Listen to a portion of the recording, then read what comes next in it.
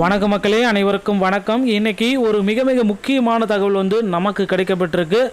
மகளிர் உரிமை தொகை மீண்டும் ஆரம்பமாகிவிட்டது.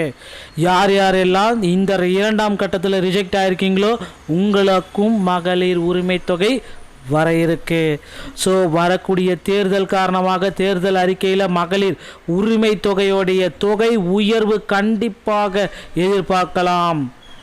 ஸோ எல்லாருமே எதிர்பார்த்த மாதிரி இந்த மகளிர் உரிமை தொகை திட்டத்தில் யாரெல்லாம் இதில் பயன்பெறத்துக்கு வாய்ப்புகள் இருக்குது, இதை பற்றின ஒரு முக்கியமான தகவலை இந்த வீடியோவில் நான் சொல்ல போகிறேன்.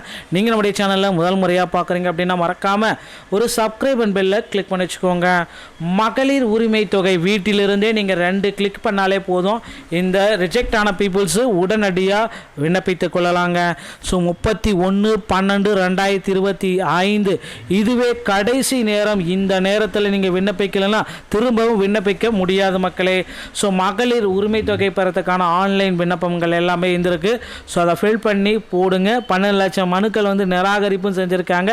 இப்போ நீங்கள் மேல்முறையீடு கண்டிப்பாக செய்யலாம்.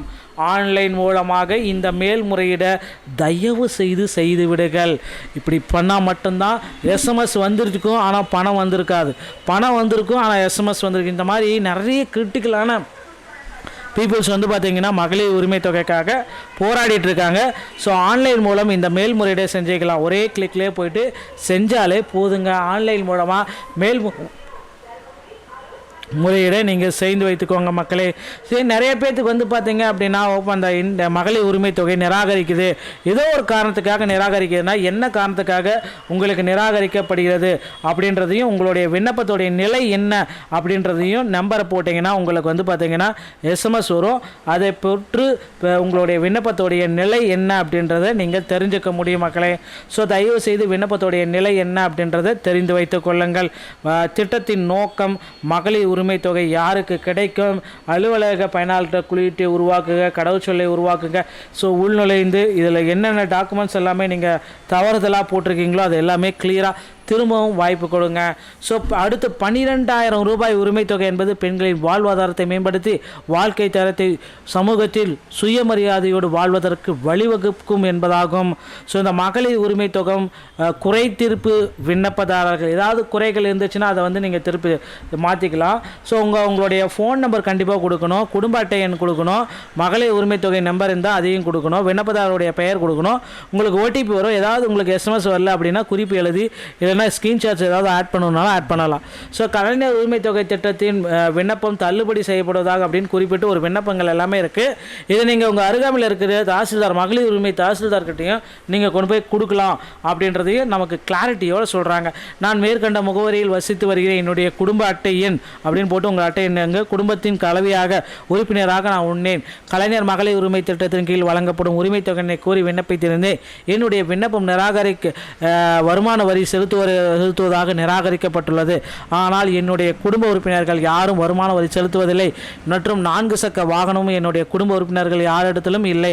ஆகவே மனுவை பரிசீலித்து நடவடிக்கை எடுக்குமாறு கேட்டுக்கொள்கிறேன். கலைஞர் மகளிர் உரிமை திட்டத்தின் உரிமை தொகை கோரி இந்த மாதிரி ஒரு விண்ணப்பத்தை நீங்கள் அந்தந்த தாசில்தார் வருவாய் கோட்டாட்சியர் அலுவலகம் எந்த டிஸ்ட்ரிக்டோ அந்த டிஸ்ட்ரிக்ட் உங்களுடைய பெயர், உங்கள் அட்ரஸ், இந்த மாதிரி நீங்கள் மனுக்களை கொடுக்கலாம். அதுவும் தனி வட்டாட்சியர் இருக்காங்க மகளிர் உரிமை தொகைக்காக. ஸோ அந்த வட்டாட்சியர் தாசில்தார்கிட்டே நீங்கள் கொடுத்தா உங்களுடைய மனு சீராய்வு செய்து 2 இல்லை 3 நாட்களில் உங்கள் பணம் கண்டிப்பாக உங்களுக்கு வந்துவிடும் மக்களே. ஸோ அதுதான் இதை கிளாரிட்டியோடு செஞ்சுக்கோங்க. மகளிர் உரிமை தொகையை தயவு செய்து மிஸ் பண்ணிவிடாதீங்க. இந்த டைம் மிஸ் பண்ணிட்டீங்கன்னா அடுத்த ஆண்டுக்கு எல்லாமே டபுள் ஆக போகுது. வருஷத்துக்கு 2,000 ரூபா கொடுக்க போகுது, மாதத்துக்கு 2,000 ரூபா கொடுக்க போகிறாங்க மகளிர் உரிமை தொகை. இதை பெற நீங்கள் தயாராகிக்கோங்க மக்களே. ஸோ மகளிர் உரிமை தொகையே ஏதாவது பணம் வரவில்லை, மேல்முறையீடு எல்லாமே நீங்கள் செஞ்சு வச்சுக்கோங்க. ஓடிபி எல்லாமே உங்களுக்கு கரெக்டாக வருதான்னு செக் பண்ணிக்கோங்க. பேங்க்கில் எல்லா ப்ரொசீஜர்ஸ் எல்லாமே கரெக்டாக இருக்கான்னு செக் பண்ணிக்கோங்க. இவைகள் அனைத்துமே நீங்கள் ஒரு கிளாரிட்டியோடு செக் பண்ணி வைத்துக்கொள்வது ரொம்ப ரொம்ப அவசியமானதில் ஒன்றுங்க.